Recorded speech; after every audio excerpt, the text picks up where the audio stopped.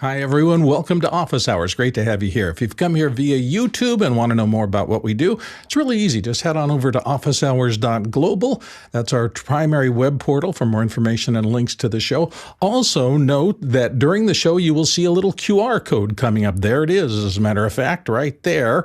That QR code, if you scan it on your phone or anything else that's QR code friendly, will take you to a place where you can put questions directly into the process. For those of you who have been around for a while and use the Mukana interface, that's still more full-featured. You get to have a discussion there and talk to others about the questions. And in any case, if your questions get in, whether they come through the QR code or they come through the regular Mukana system, you can always vote them up and down. We always are encouraging everyone to ask all the questions because our cool little voting system allows you to take the topics that are most interesting to you and push them up to the top of the system with your votes. So do that, and that determines kind of the run of the show here. Today, in our second hour, we're continuing our deep dive into coverage of HDR and the migration of video into this new high dynamic range era. We have special guests coming back in again, and Jim Toten and Michael Dresden, I think, are going to be here along with some other cool guests in our second hour to really do a deep dive into HDR workflows. So if you're interested in that and maybe in the broadcast industry and how everything is changing into those kind of workflows, this is the place to be today for our second hour. So this is the first hour, however. Mitch, what do we have on tap for our first question today? Thank you, Bill. Up is Alexander Knight from Port Coquitlam, British Columbia, Canada. One podcast I produced for a client was recently accepted into the YouTube Partner Program after being asked to create an AdSense account. He received a letter that his content doesn't meet, quote, program policies, unquote. Suggestions? Alex, have you heard of this before? Yeah, there's a variety of reasons that can be the case. So I think that what you want to do is probably reach out to the YouTube liaison on Twitter, and that is Renee Ritchie. so Renee Ritchie is on Twitter, and if you do an at him or probably even DM him, he is the person whose job it is to figure out what's going on. So, and I don't think Renee will mind me saying that. I mean, he does have an account that's YouTube liaison on Twitter. Without knowing more information about the show, it's very hard to know what doesn't meet program policies. It could be content. It could be, everything from, I just don't know enough about your show. So the subject matter could be something that they consider not something they want. And sometimes that has to do with is, if they don't think that they can push advertisers against it, then it's an outside of a policy thing. So there's something, I think, that's being said inside of the content that they don't think they can advertise against. So that's why I think that's why you're getting it, but I don't know for sure. Chris Fenwick. Yeah, almost certainly that's the issue, because if you think about the way podcasting works is you have a bunch of independent people making shows, and then you have a bunch of ad people that are trying to sell ads. And in today's day and age, a lot of companies are realizing that the non-traditional media actually has more impact on audiences than traditional media. And so a lot of people are really seeing that the podcasting world, if you will, is a more attractive place to spend their ad dollar. So because of that, they have to fall into very kind of safe guidelines. So like if I was doing a show where I talked about, how I don't believe in traditional medicine, but I'm going to talk about a bunch of homeopathic stuff. Well, drug companies don't want to advertise on a show about homeopathic cures for things. So that might be seen as a problem. And without going into, politics or anything like that, there's a million things that are not considered ad safe. One way around it, I'll tell you, is to just avoid the whole ecosystem.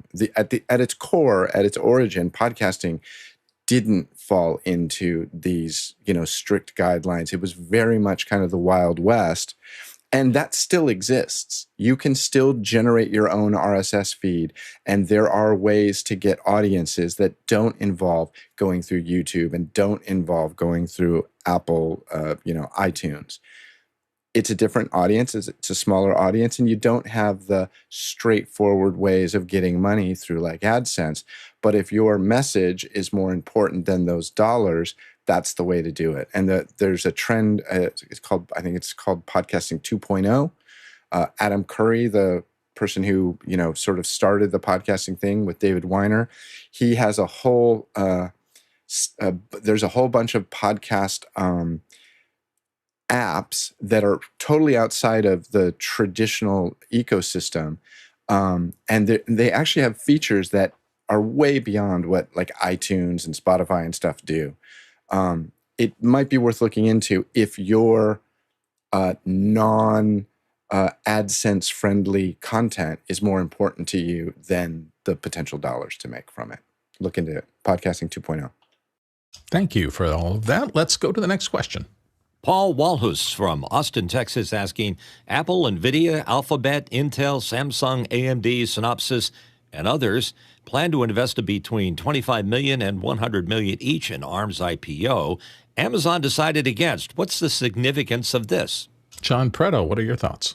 So for Apple, it's a normal investment because their processor based on ARM technology. But for the other ones, it's a hedge. So for Intel, this is a total hedge against their own processors. It's just normal for these companies to invest across the board like this.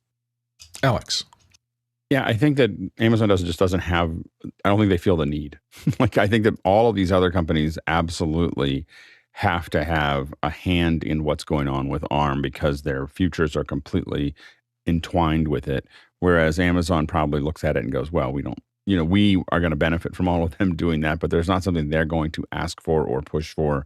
It's getting pulled in enough directions that it's probably going to go down a path that Amazon feels like it can probably manage, and it probably doesn't see the need to spend $25 to $100 million on something that it's just going to benefit from what the other companies are doing to push it forward. So I think that that's probably Amazon's calculation, and they are notoriously stingy.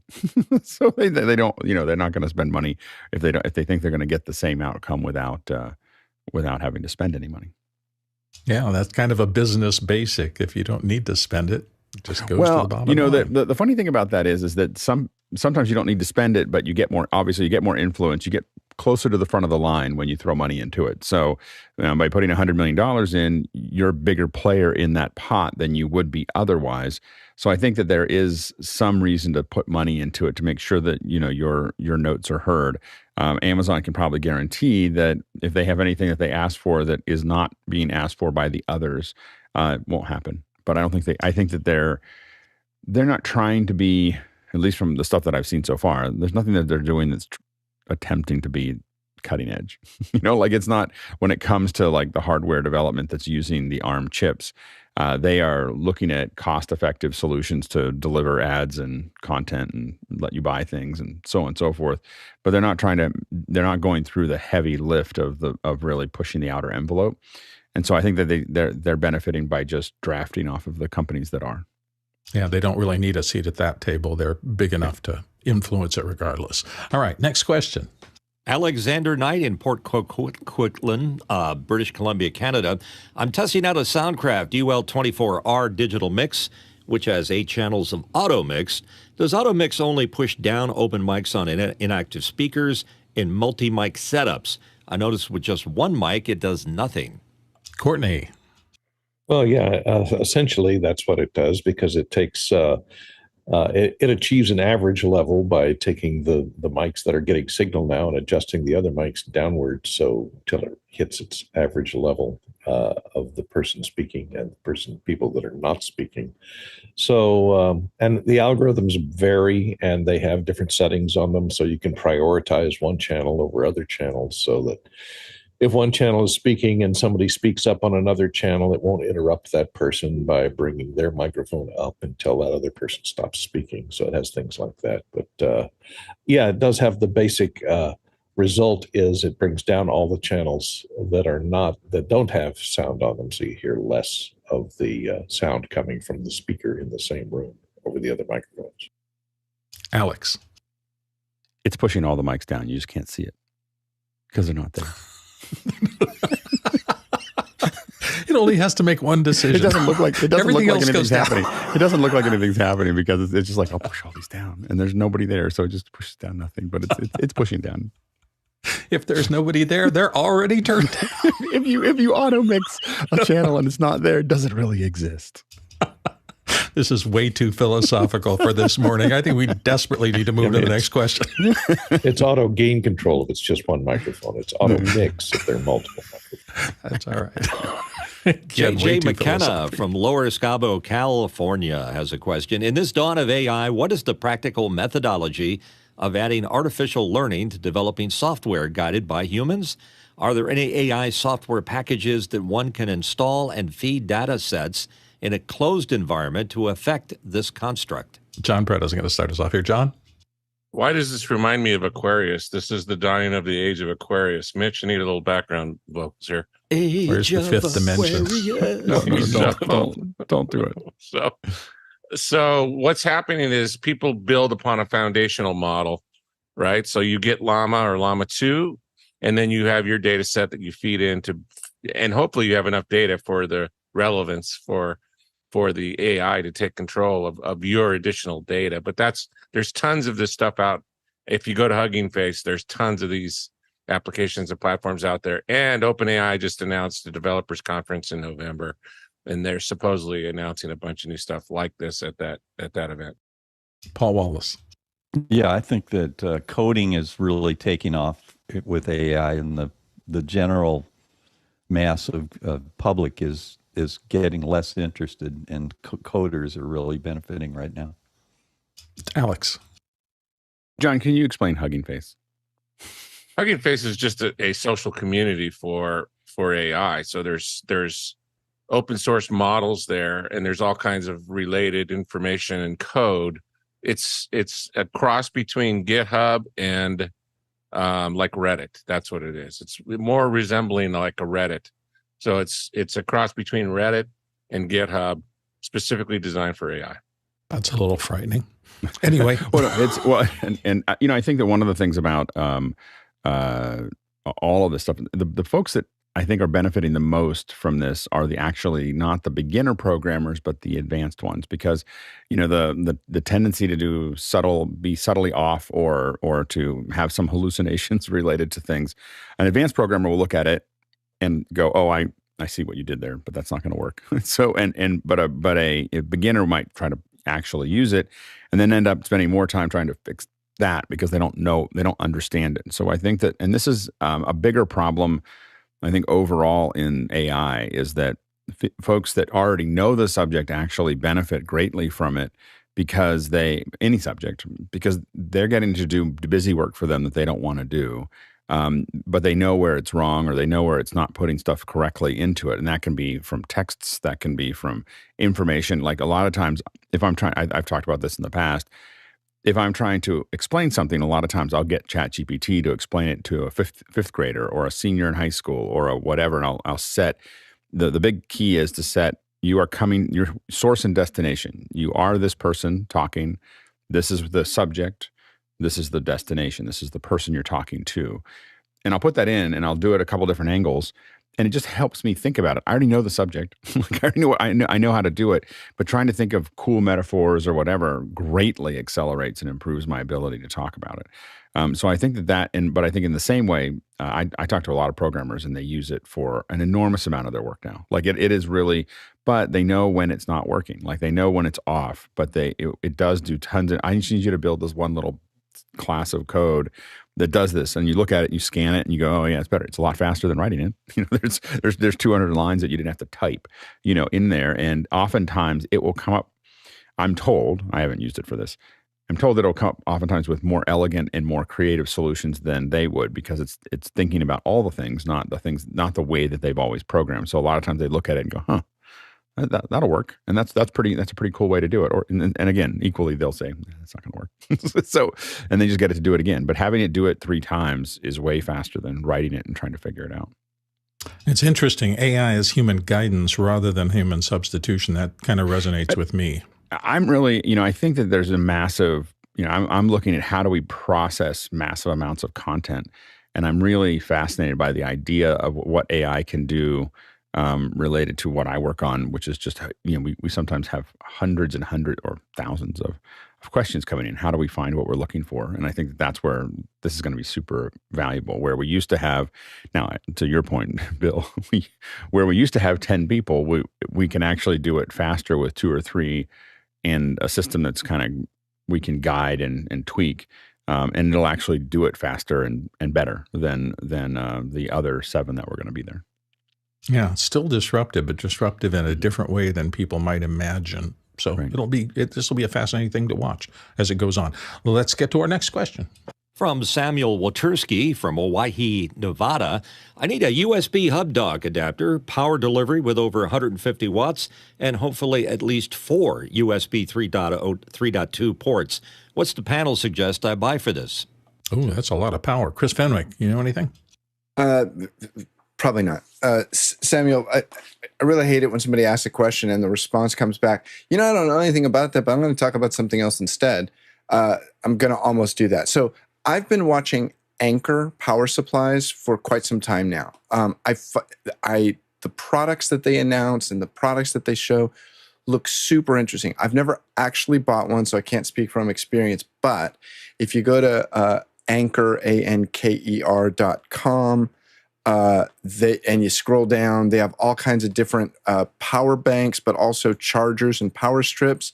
And here's one right here, 240 watts, 4 ports. One of them's an A, sorry.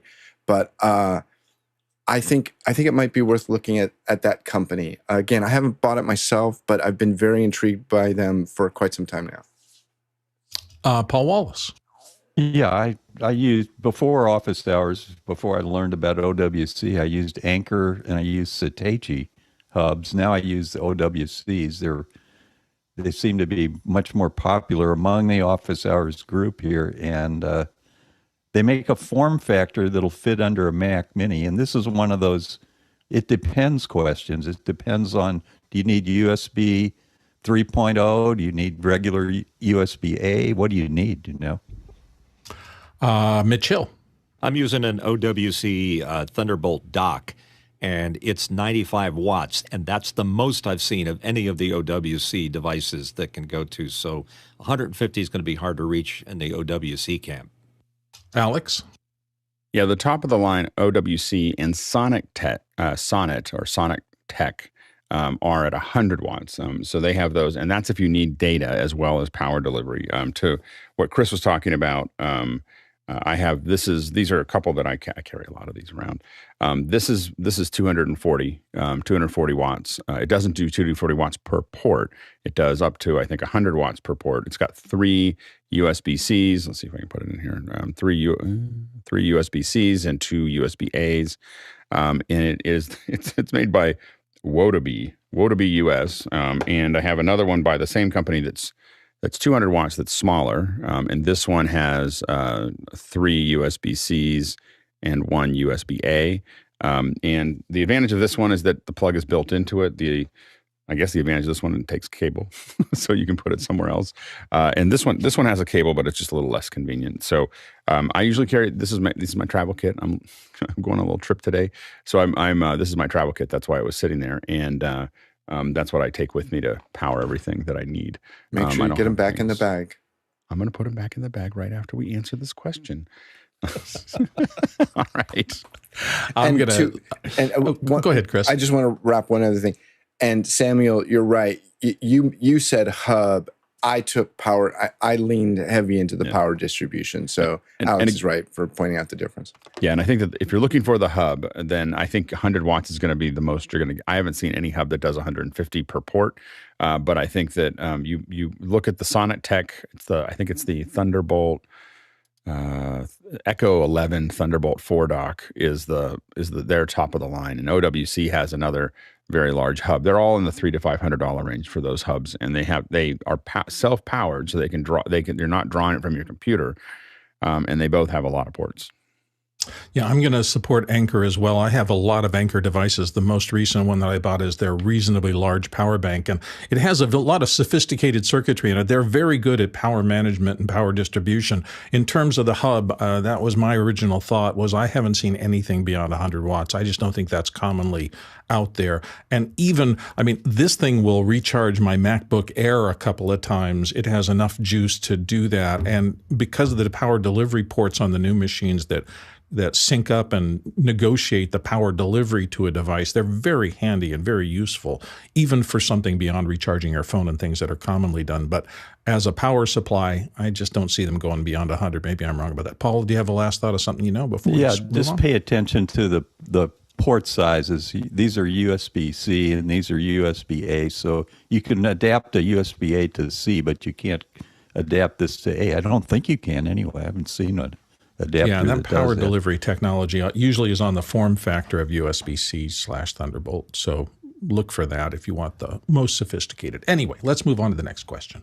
J.J. McKenna from Lower Scabo, California. The term podcast doesn't resonate for more produced video content that many folks create, including office hours. Is there a better word? We've addressed this before, and I think we're going to address it again. John Preto, what say you? Leo Laporte was on he was hell-bent on changing the name to Netcast, and he ad nauseum tried to get this word out of the vernacular, but it's too late now. It's stuck. Courtney? Yeah, I think the problem came about when Apple tried to enforce their trademark and say that they own the word pod. And so they were starting to sue people over podcast, and they lost. And then it became generic in that respect. But webcast has been used a lot of times to mean video type. But usually webcast refers to a live web-based event as opposed to a podcast, which is usually produced offline and posted somewhere for people to download and put into their iPod. Thank you, Apple, for playing back at their leisure. Paul? Yeah, same thing Preto said. You know, there was this controversy for a while. Is it a webcast? Is it a podcast? Is it a netcast? What is it, you know? So, Chris Fenwick? Yeah, I think to me, it kind of leans on whether or not there's an RSS feed that goes with it. That to me feels like a podcast. I'm just glad we're not calling it a Zoomcast, right? Ooh, that would be freaky. Alex? Yeah, I think that I think Apple, I don't think it really did a lot of suing, although it did send out some cease and desists. It was mostly defending its brand, you know. So you have to, if you think that something's stepping on your brand, you have to do something about it. You can't just say, "Oh, I'm going to let it go," or you'll lose your brand. So so I think that was Apple's issue, but I think that it does. I think that we actually probably could consider ourselves a podcast, a daily podcast, and there has been some effort to work on that. So stay tuned. But I think that being able to, you know, if it's regular, it's got an RSS feed and it's going out, it probably fits into that bill. So yeah, stay tuned. As always, remember, please, that your questions drive this show. If you haven't put questions in, you are free to do that. You can do it very easily through the QR code sitting right there. Scan it with your phone. You can toss questions into the mix that way, or you can use the regular Mukana interface. And after you put your questions in, take a moment, vote on the existing questions in the queue. Your votes do matter. The questions that are the most popular that rise up to the top we spend more time on them and kind of go into more depth and we get to them quicker. So your votes do always count. Next question. John Fisher, Oklahoma City, Oklahoma. Would Sony's new ILXR1 camera body with its 3 frame per second capability be an ideal solution for large-scale photogrammetry? Alex. Maybe. All I'll say is, what a camera. I just went through the specs. I haven't seen it until you asked the question. And I was looking through it, and this looks amazing. So this is taking what it looks like this is a tiny little camera that would be a great little web camera. And it has got, I believe, an interchangeable lens there. And I'm not 100% sure. I haven't seen what that looks like yet. But it is, it's got the full frame. It looks like the A7 sensor. So it's a full frame sensor on this tiny little camera. We have been talking about needing this. Now, I thought when someone did this that they'd come back and say, well, it's only It's only $500 or $800. This is $3,000. So this is not a they're not biting into what they already had. Yeah, it's interchangeable with the E-mount lenses. It's a full frame image sensor, 61 megapixels. It's 61 megapixels. So that tells me when they say full frame 61 megapixels, that's the same as the A7S4 or R4 or whatever. So I think that they took the A7 chip and put it inside of this camera. And it looks amazing. Like it's this tiny little camera. And I'm not usually, I don't usually get excited about little cameras, but this is, we're always trying to find these tiny little cameras that we can use. And of course it's pricey. But if you're trying to build something out with a bunch of little cameras and you could build, I think, if the autofocus is doing really well, you could build an unbelievable little kit that you could put into a backpack and a 1510 and fly somewhere and shoot something that looks amazing. That it's just these tiny little form factors. I'm going to try to get a hold of one to test. I'll see if I can reach out to some folks because this looks like a stunning little camera. It really is built to be tied. When you look at the images, it looks like it's built to be tied to tied into working systems. So like what they're selling it as is something for drones. Although I think a lot of us will want to use it for other things. But the way that it delivers, it has USB-C, but it also has what looks, I can't quite see from the photos. It looks like a little RS-232. Is that or just a block? It's just a cam. It's just a you can do focus, trigger, exposure, all from and power from a little. There's a little control block on the back. I don't know. It's nifty. it's got like a. And I'm sorry that I'm kind of gushing, but it's the first time I've seen it. It's a really exciting little camera, and I think that's a boatload of pixels. What's the output? What are the output options for that? Well, it has HDMI out, HDMI mini out is what it looks like there. And then I thought I saw a picture of it where there's like a service port on the other side that I think potentially, maybe it's just memory there. I wonder if it's outputting 3840, 2160 or one of the big rasters like that. Oh, yeah, no, I'm sure it will. I mean, no, I don't know what it does as far as the resolution. I haven't been able to it does movie recording. Let's see here. It's got a memory, it's an SD memory slot.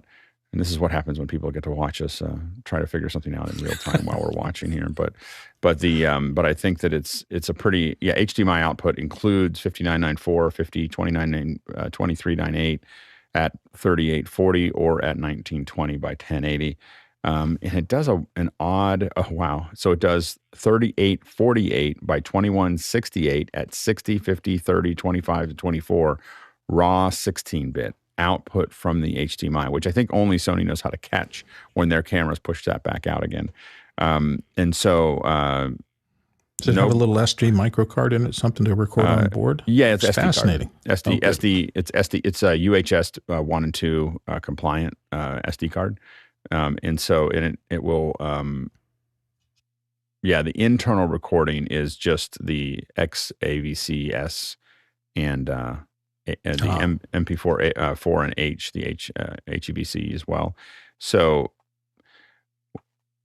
form factor, incredible. You have to know what you want out of it but I can say if I had a spared no expense, I'm just excited. Like if I had a spared no expense kit that I was going to send out to people, this has very instantly become that small glow on the lower right side of Alex. Is his wallet catching fire? No, I don't have there's a new phone coming out next week, and that takes up my budget for discretionary. My discretionary budget for September. So it's almost the same price as this camera. So anyway, the looks amazing. I'm going to assume that it has Sony's, and the big thing is it has it also has an SDK, so you can really design what you want around it. I do think that for photogrammetry is what John Fisher brought up. I think it could be a great photogrammetry because you have this tiny little camera that's designed from the ground up to be remote controlled and managed. So you could put an array of these. So the reason you might do this is if you want to capture and you'd have to have some money to do what I'm about to say. But if you wanted to capture actors, there's a we had done I don't know if we did a second hour of this, but there's a company that used to be called Pixel Gun, and they now are owned by 2K. But when we were using stuff with Pixel Gun, they had 150 Canon cameras that were 150 Canon cameras that were all firing at the same time, and that's how they capture the basketball players for 2K games and so on and so forth. Those are using old Canon cameras that are probably shooting 1/3 the resolution of these and are a lot harder to control than this, because this is built to be controlled remotely through a drone or through an array. So it's pretty exciting. Pretty exciting camera. Yeah. Interesting little beast. Paul, you had a thought? Yeah, I love this camera. I'm looking at it now. It's got DC in. Paul, you need this camera. You need this camera. I absolutely need this camera. You need this camera. Don't buy the next 3 microphones. Just you know what we can use it for, Alex? We can take this and look at our ham radio towers. We can go up. I'm just saying, and look at them and inspect our towers. See how our repeaters are doing. Just scrape off the bottom 100 mics that you have, just the ones that you haven't used for a couple of years. I mean, like, it's just you won't even notice that they're gone. The pile is so big.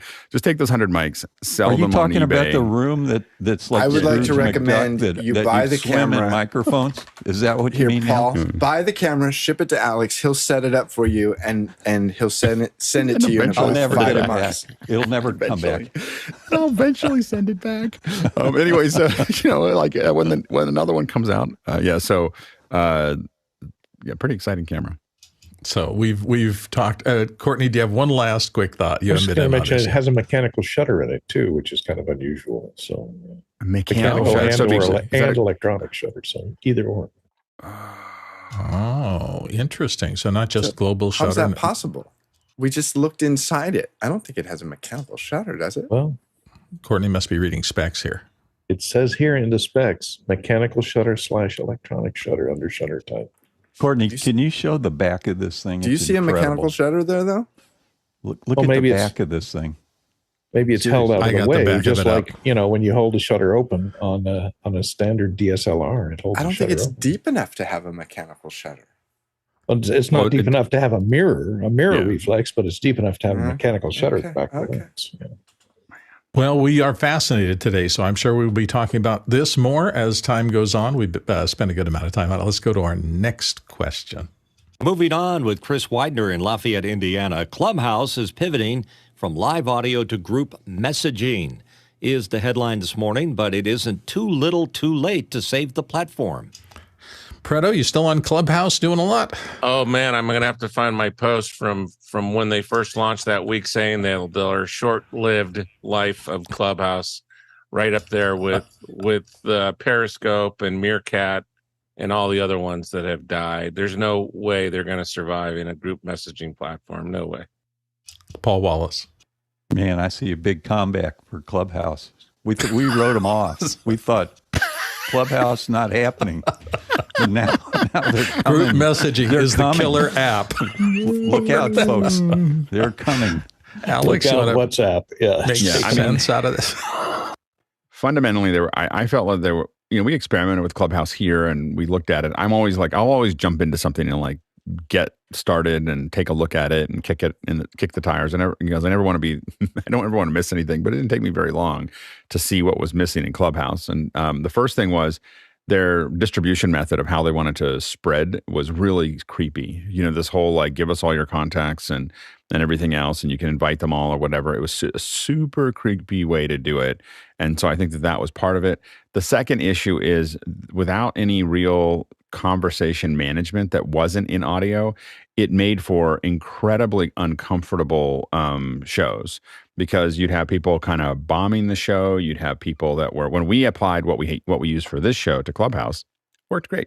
Like it was like, oh, this works.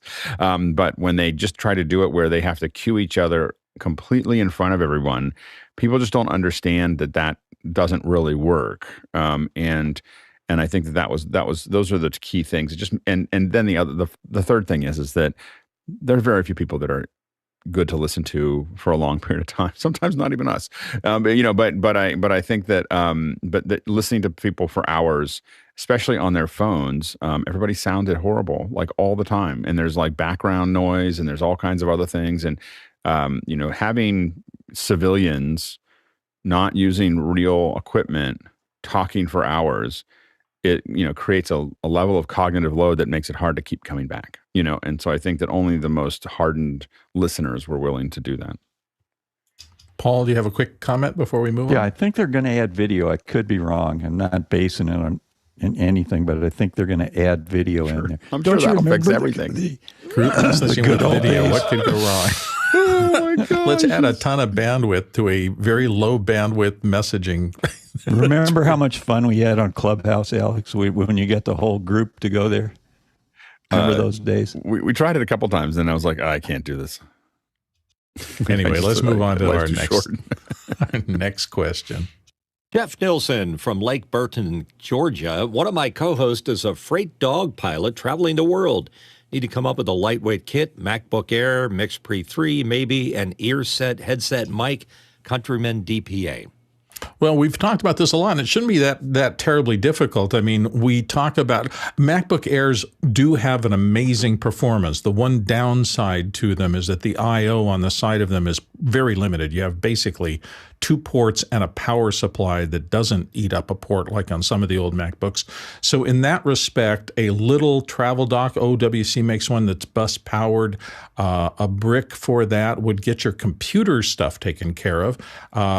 Obviously, you can use the cameras that are in them for basic stuff, and you have enough I/O with one of those little external docks. And I'm thinking particularly, I don't think I have it here, I think it's in the voice booth, but I have one of the little small OWC docks that is bus powered, connects via USB-C, and then gives you a variety of extra ports. So that can really help you. I'm not sure that you entirely need something as big and complex as a Mix Pre 3, although it's a fabulous unit. Headset, ear set will make it a lot easier to get the signal-to-noise ratio out of a microphone. Alex, you do this all the time. What are your thoughts about this? Yeah, I was trying to find my photo of of my most recent kit that I took to Vegas because I'm starting to settle in. I would definitely recommend that new Sony that we just saw because it was great. So my rule is that everything except for the laptop, my rule is it has to fit into a 1510. So you have to decide if that's light enough for you. It might not be light enough, and if it isn't, then that's not going to be effective. I'll show you what I have right now. This is the current kit that I'm using at the moment. Is this. Now, what you see here is, and this all fits into a 1510 except for the iPad and the laptop. So everything else goes in the 1510. These are 2 little stands that I use, little light stands. I don't know, they're not anything special. I do have little ball heads on the top of both of them. So those allow me to kind of tilt those lights. So that turns out to be pretty effective. These are Nanlite, they're Nanlite 6Cs, PavoTube 6Cs. They're battery operated. I have them wired, as you can see. They all go into that, one of those USB, actually, funny thing about the PavoTubes is they do not you have to plug them into a USB-A to USB-C. If they get too much power, they just don't take power. So they just ignore that. So this is I have a small extension cord with that on the end of it. It has the old 2.4 watt power, at the end of just a regular power strip.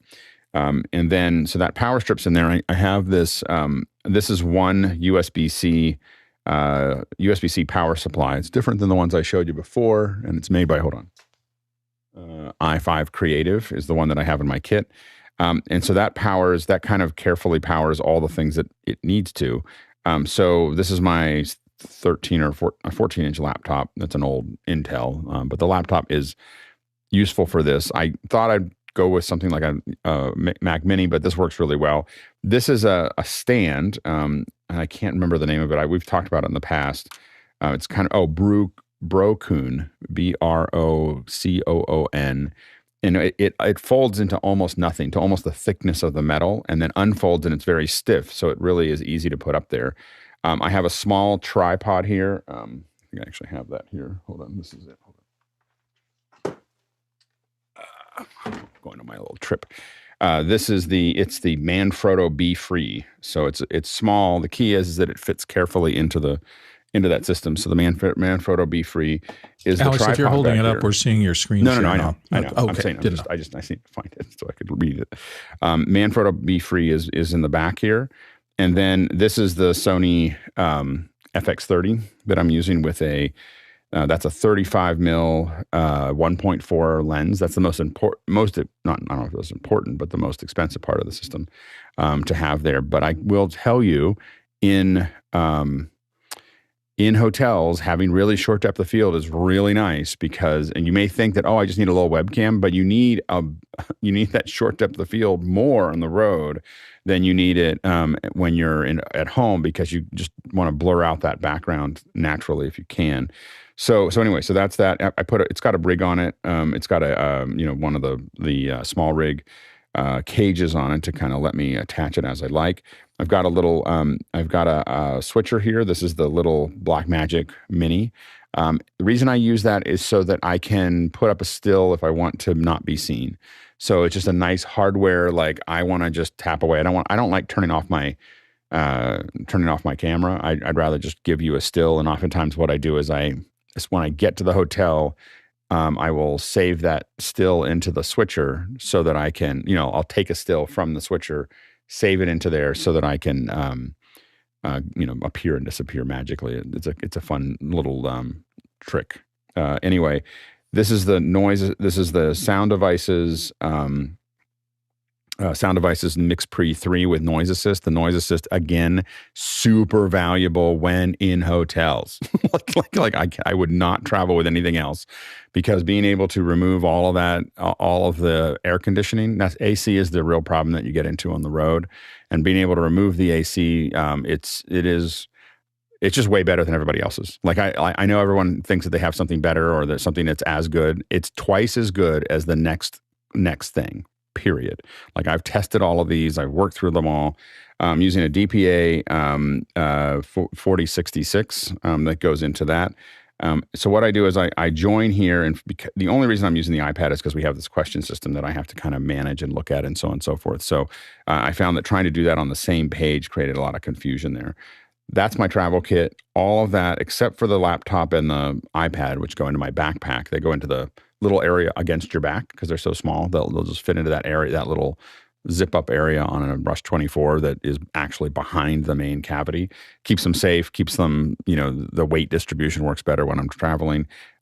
So those go into there, but all of this other stuff will fit just barely into a 1510. And that's my travel kit. And so I'm not, that's when I leave and I think I'm going to be on the show. That's what I'm taking. It's, definitely, there's very few things that I would change at this point. I think I've settled into it. This takes me exactly, I time it takes me exactly 8 minutes to put together. So what you're seeing here will take me from the time I open the case. I'm like if you've ever seen the equalizer or whatever, when I do this system, I literally like hit a stopwatch and then I start going and I put it all together and then I hit the stopwatch and it's plus or minus 8 minutes. It's like 10 seconds to 8 minutes. Maybe because I slow down. I don't know. I don't worry about it if I feel like I'm making time, but I felt like 8 minutes was a good time for it to be set up. Paul, you have a quick comment? Yeah, the Brocoon's pretty cool. They also make a version of that has rotating base and telescoping. And I would go with the Neewers that Courtney recommended the other day. They're pretty good lights. It's just whether you can fit it into for me, it has to fit into the 1510. Like it can't, nothing can fit, every cable, the camera, the lens, everything. It has to fit into that. Otherwise, it was causing chaos for me to try to find other ways to do that. I do have to note that, again, we are still open for questions because of this voting system. Even if you get a question in late, sometimes it catches fire with those who are viewing the show and gets voted way up. So if you have a chance to put more questions in, please do so. We're looking forward to the top of the hour and our special guest for our second hour on HDR. So that's coming up. And by the way, if you are if you're watching the show later, about 90% of our viewers watch it later. So if you're watching this later, that QR code that you saw, that works 24/7. So if you see that and you think of a question any time of the day, what happens is we get up in the morning, we look at the questions that are coming in from the QR code, and then we promote them to the show. So you can throw those questions in now. Nowadays, you can throw them in 24/7. So if you have a question, save that URL. The best time to ask the question is when you think of it. So if you haven't figured, you can take, even if you figure out the answer between the time you asked it and the show, it's still useful for everybody else. So if you have a question about something that pops into your head, just throw it in there. And that's I have a tendency to write when I work. I have notes open and I write questions. I don't necessarily try to figure them out, but if they pop into my head, like, I don't understand that, I write them. And then at lunch, when I'm eating soup, oftentimes I open up those questions and I start doing research on them. But I think that, you can use us for that. we can work on them for you. So go ahead and throw those questions in whenever you think of them. All righty. Let's go to the next question. Chris Widener from Lafayette, Indiana is in with a QR code question. With all the changes to YouTube, what is the best growth strategies currently for new channels, shorts live or long form? Courtney, start us off. I would think long form. If you do a 1 a week long form, that's maybe an hour, half hour to 2 hours, somewhere in there. It's better for monetization especially if it's a compelling topic. And you have good guests, and you can put some time in and produce it. It's not just like a live one-off, and that way it has a longer running time, more ways to monetize, more commercials that YouTube can throw into it, and plus you can still divide it up if they're interesting segments that are separable from the main program. You can publish a lot of pieces of it as shorts, so you can double monetize on it. But I think as long as you have a compelling subject matter, a long form once a week is probably the way to go. Paul Wallace. Yeah, I think as far as office hours goes, I think Geekazine Jeffrey Powers has a great strategy. He reviews tech products. He's got 25,000 subscribers. He gets cool stuff. Look at the cool stuff he gets all the time. He just got all about swag. Tail air. What a lucky guy, I'll tell you. Chris Fenwick. Chris, I think the best strategy for growth is just be good. Like really, I think a lot of times we spend more time trying to gamify the system or figure out what the game is, and less time just concentrating on having a good presentation. I'll avoid the word content. It just bugs me. But have a good presentation. Also, I find that the YouTube channels that I'm drawn to have, I would say 50% of what I like about them is the personality of the people. I've been trying, as you know, I've been trying to learn all this HomeKit stuff, and I've been watching a lot of stuff on YouTube. And there's one guy in particular, I won't call him out, but he's got pretty good information. I just don't like him. Like I don't like the guy. I wouldn't want to sit down and have dinner with him. I wouldn't want to hang out with him.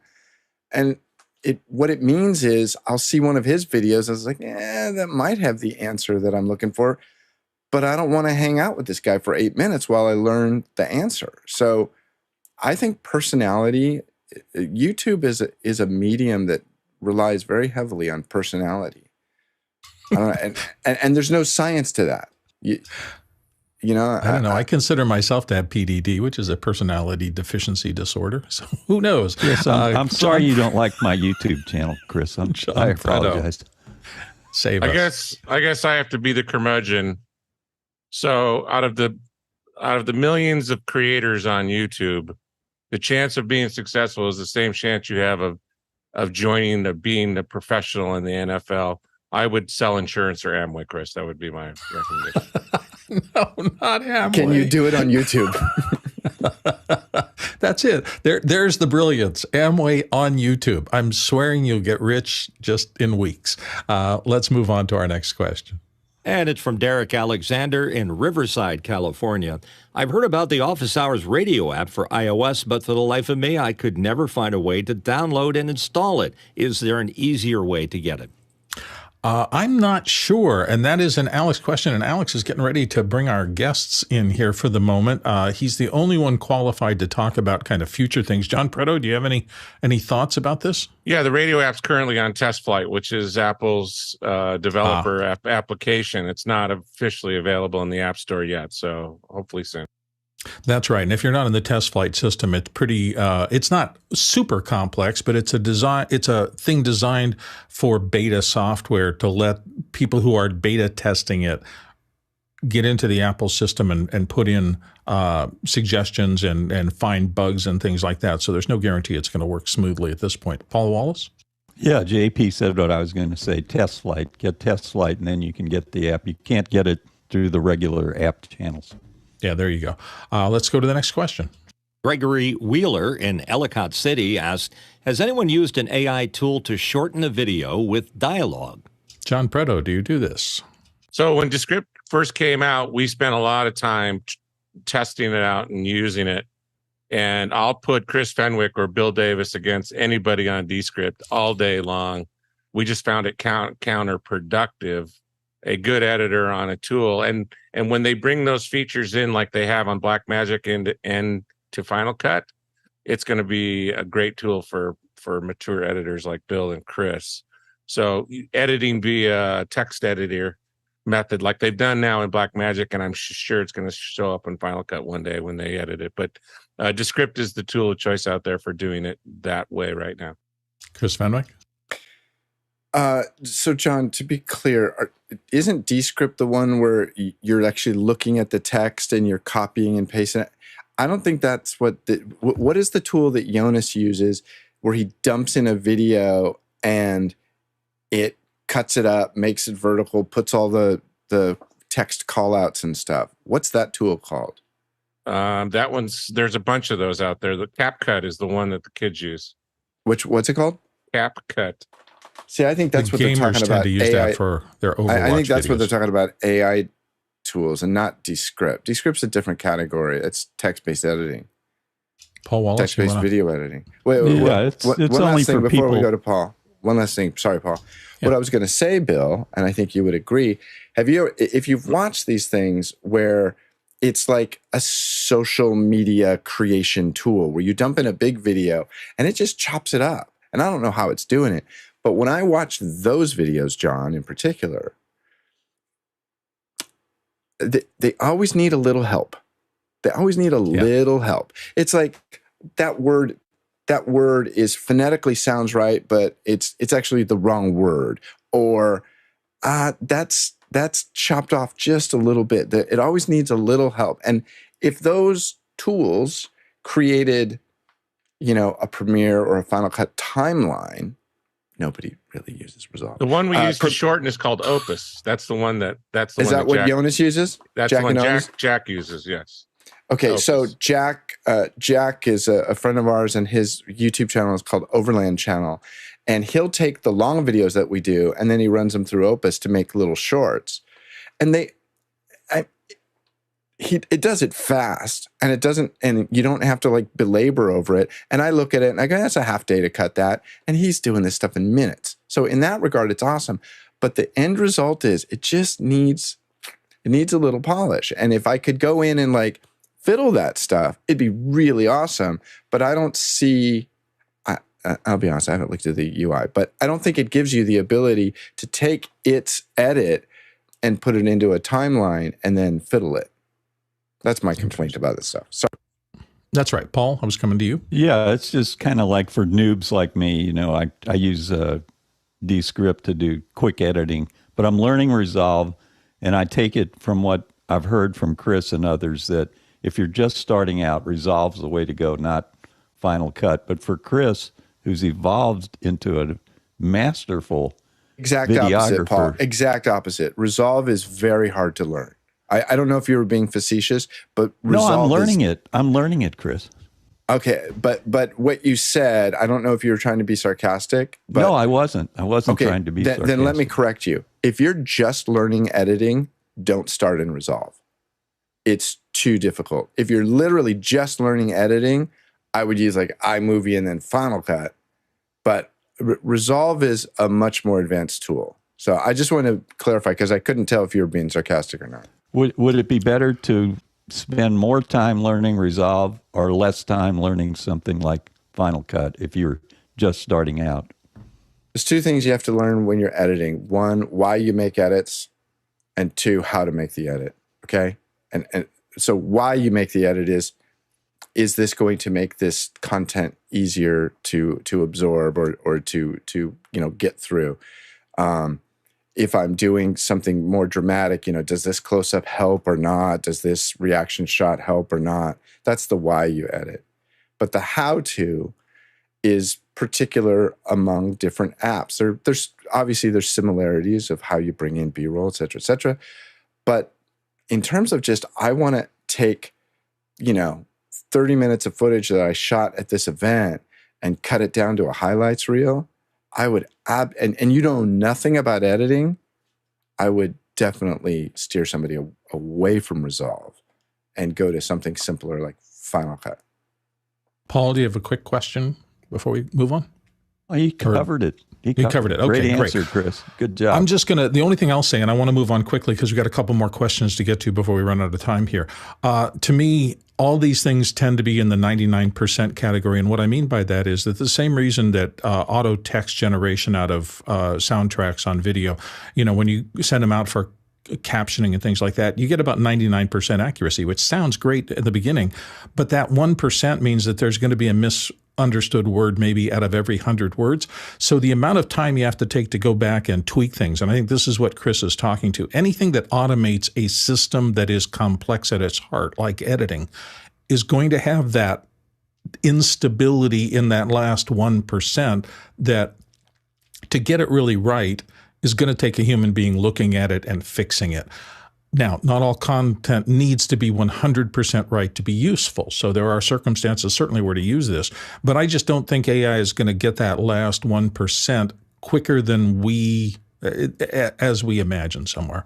Let's head to, do we have time for one more? No, I don't think we are because we're on a tight time schedule today and I've got a few things to talk about before that. So let me talk about them. The first thing I wanted to know is that after some weeks off, our friend L. Wilson Spiro is coming back for an Isadora Lab today. It starts 1 hour after this show is done. And if you haven't been involved in that, Isadora is a fabulous program. It runs a big chunk of what's going on in this show right here.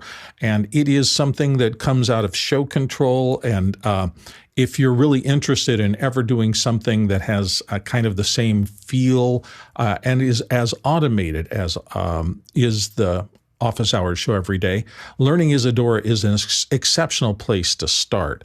It is one of the core technologies that we use here. So that's 1 hour after the show today at 10 o'clock, L. Wilson Spiro. I think it's in after hours. If not, look on the website and you'll find the links to it if you're interested in learning Isadora. Fabulous tool. Tomorrow, we're continuing our brainstorming sessions. This is our quarterly call to everyone who's interested in the show to put your ideas into the mix of topics we'll be covering in future shows. Our brainstorming focus tomorrow is the Office Hours website. So we are looking for your ideas on how it works, what it needs, how it can best support the show over the next quarter. So if you're interested in website, if you're skilled at websites and just want to put in your suggestions for the web team as to what would be a good idea for improvements to our website, that's tomorrow in our show's second hour. That is an overall look and a discussion of the Office Hours website. Tomorrow, Saturday, September 9th, we'll have our regular general question and answer for the first hour. Our second hour is going to be hosted, as usual, by Laura Thompson. If you haven't seen one of Laura Thompson's shows, they're fabulous. She's continuing her focus on disability inclusion, basically how we can continue to do our best to meet the Office Hours mission statement, which has always been about creating a global community where no one is left out of the conversation. So that is Saturday in our second hour. First hour is always just traditional question and answer. And for those of you, speaking of questions and answer, if you haven't been in the Mukana system, this is getting increasingly a big part of the show. Even with the QR code instant, I can pop a question in. The community in Mukana is incredibly active, and every day during the show, people come and add their questions and discuss those questions. It is a fabulous community. One of the big disappointments I have is that because I've got so much to do, particularly when I'm hosting or something like that, I don't get to spend as much time as I used to hanging out with the community in that Mukana section of the show. And it's just very, very, very valuable. So that is something else that you can do. We're about to make our transition into the top of the hour stuff. IBC, the International Broadcast Conference Show, is in Amsterdam, is coming up next week. That's going to happen September 15th to 18th at the Rai in Amsterdam. We'll have a live team for coverage there. Let's see a preview. European members of the Office Hours community are heading to the International Broadcast Convention in the Rai Center in Amsterdam to bring you the latest broadcast trends and technologies to Office Hours live from the exhibition floor. Join us on the 16th of September for the latest trends in broadcasting technologies, and this year we are especially focusing on finding solutions for your production problems. Let us know what you would like to see, what problems you need to be solved, over on officehours.global/IBC.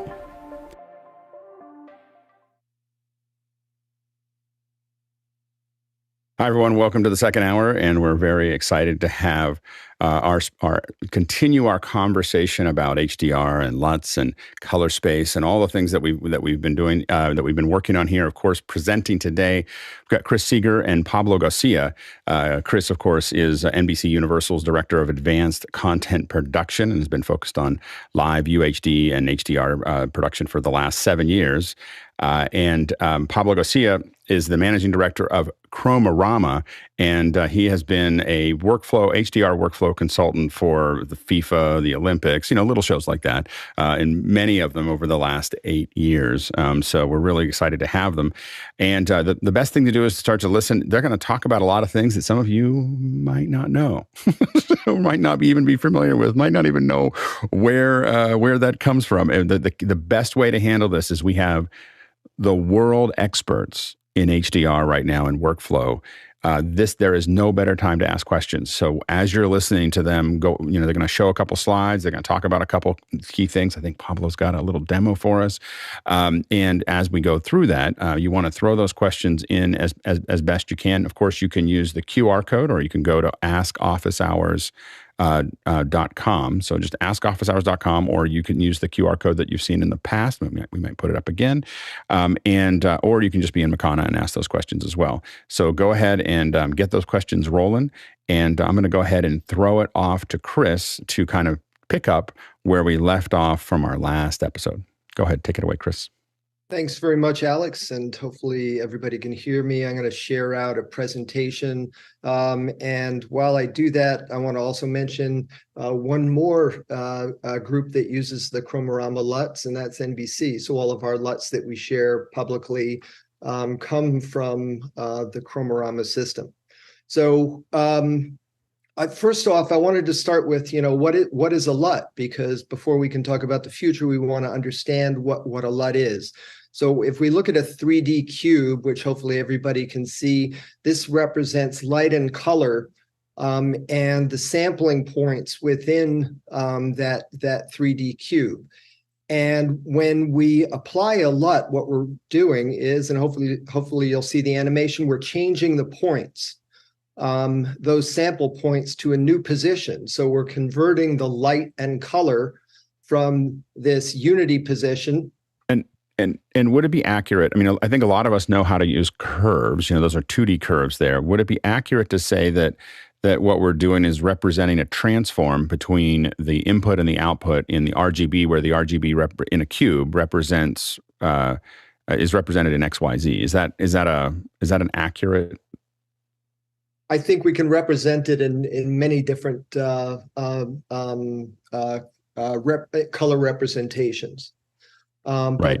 But yes. Yeah, but basically that is correct. What you just said is there's a set of input and output values that.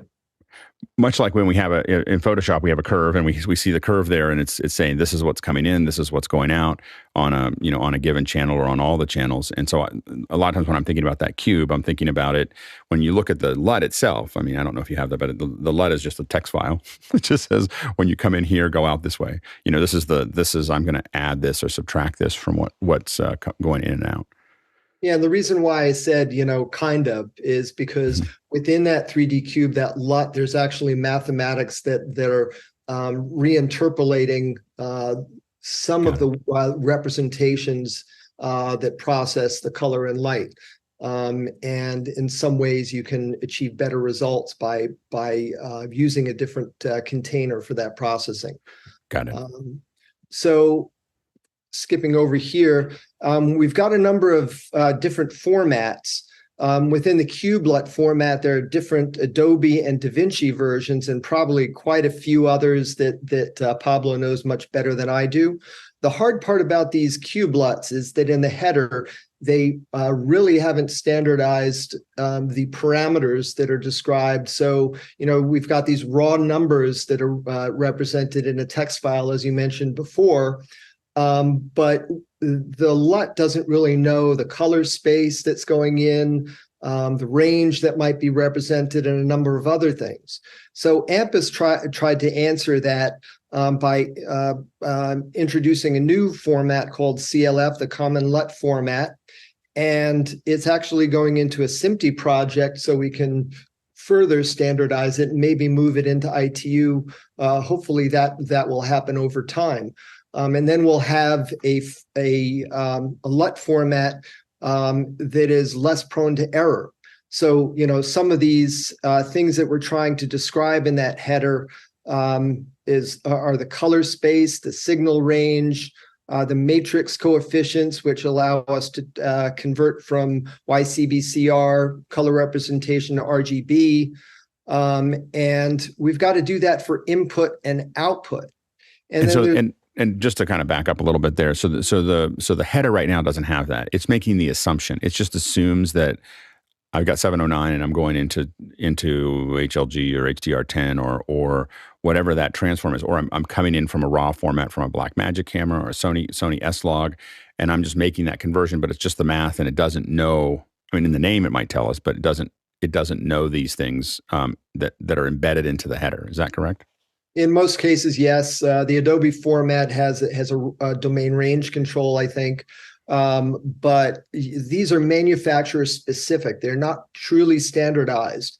Right. And what we really have to get to is a point where we have true standards from standards organizations. And there are other things like the interpolation mode that's very, very important, specifically to our LUTs. So in that cube LUT format, you saw a bunch of points represented, but there are spaces in between where there are light and color that isn't really described. So those in between values have to be interpolated. And these different methods of interpolation are, worse to better. We require a tetrahedral interpolation so that we can use a 33-point LUT, which isn't too complicated for processing in real time in many devices. And that's the essential thing that we really need. We need to be able to put it in a hardware device, not just software convert it in post. We need to be able to handle it real time and get good results. So that's what. And how is it? With a tetrahedral connection? Is it how it looks at the other points around it and basically build those curves between them to make that actually work within the cube? Yeah, and some of that is going to go way beyond my knowledge base, but I think there's like a triangular format of interpolation, if I remember correctly. But there's a paper from probably about 5 years ago in SMPTE that goes into all of those interpolation modes in detail and actually qualifies the amount of error between each of them based on their point size. Right. But it's a very deep subject. Yeah, absolutely. So in this document, the technical document H.273, it describes a number of these parameters. So, the goal in CLF is to reference this standard and actually quite specifically document it so that we reference backwards to documents that really mean something. So that's, the hope for CLF. And again, to avoid error that might happen in the production, which is, you have to be very, very careful right now to avoid error, and often hard code your LUT conversion to a device so that, because you've got so many cameras, so many different sources, you want to make sure that you do things right. Well, and again, at a commercial level, we're really dealing with, in a film level, we can get away with a lot. We can, it's the artistic intent, so to speak. But the artistic intent of our sponsors is that this yellow has to be this yellow and this red has to be this red, right? I mean, that's the challenge, is it has to look exactly the way they expect it at all levels. And that's the goal of a single master production. To your point, we want to preserve the look of the HDR camera as much as possible into the SDR domain, which doesn't have the same capabilities, but you want to preserve the look as closely as possible. Right. And so when we look at those color spaces on the left-hand side, we've got BT 2020, P3, and BT 709. And this is an XY plot of colored. It doesn't include the light. So it's not the 3D representation that includes light.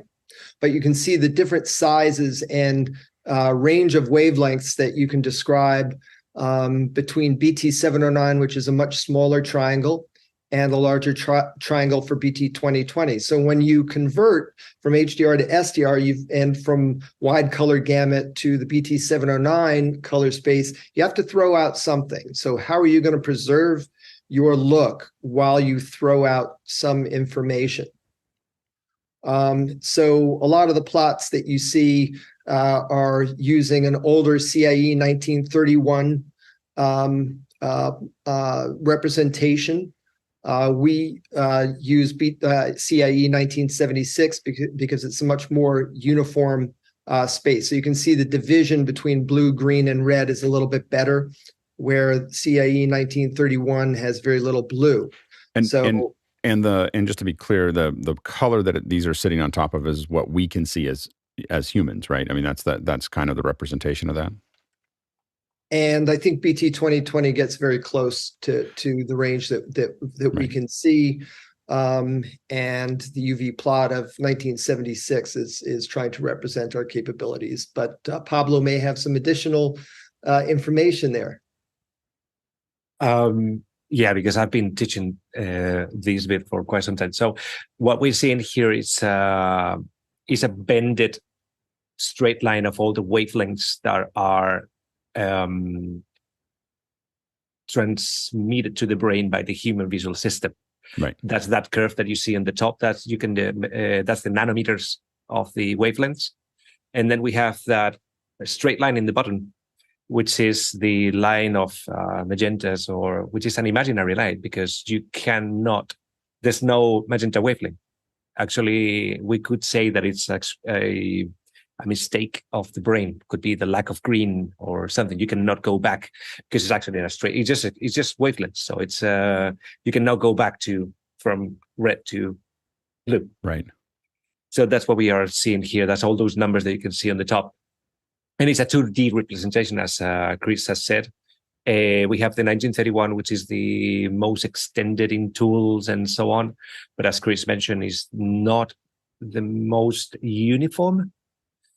And that's a bit of a more complex topic. And then in 1976, they did another try. Still not perfect, but it's slightly more uniform in how the perception of colors are distributed.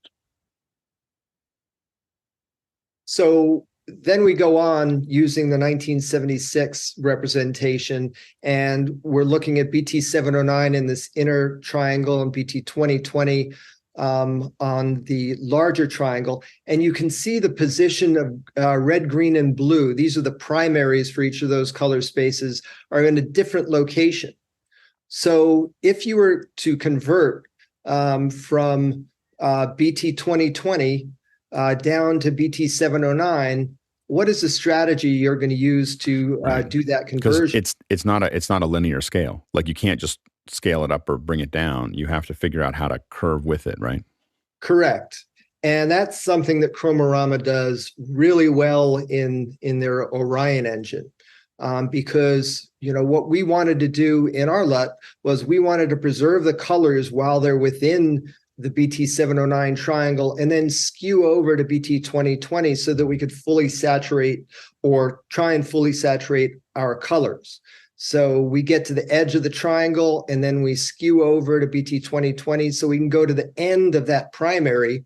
And the point here is that if you don't do that, you're going to clip your color and lose some of that saturation. And that's what we see in some of the LUTs right now. That's what we see. That's a really big problem. It's a problem we're dealing with right now with getting back to SDR and getting at, to do that is that it looks a little drab because it's when it comes from an HDR source. But the good news is with this strategy of skewing over, we can get much closer and preserve much more the look of the original master image, which is HDR. So we went into this the last time, so I think this is probably where I'm going to end.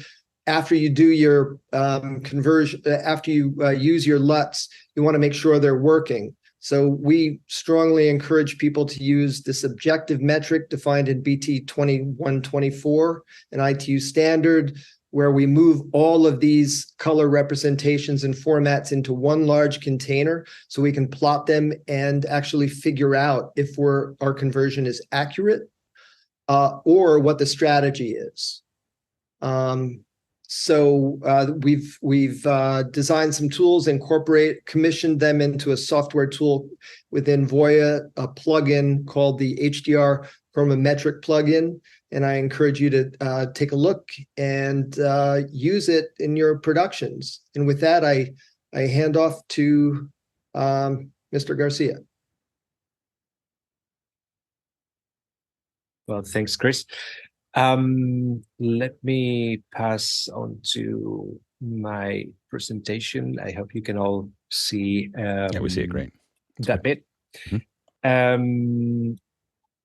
So, as Chris mentioned before, the Orion Convert basically came out of necessity for my company. We were preparing for the Tokyo Olympics, and there was a need to use lookup tables because all color converters in the market were tested, and none of them was given the exact result or the same result as each other. So that was a huge problem of consistency.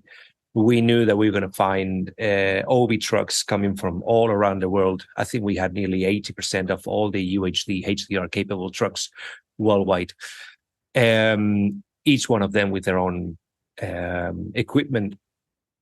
So what was the only way of standardizing the way we converted? A lookup table. I'm coming from the film background. I've been a color supervisor on Netflix shows, Amazon's Universal Pictures, and so on for many years. And while I was working at Sony,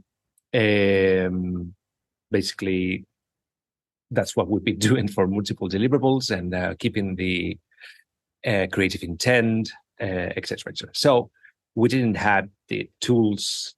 There was no tools really to create that. So we had our piece, some maths that we were using on an everyday life with film productions. So we adopted all the ITU standardizations within those maths, and that's how the Orion Convert algorithm came in.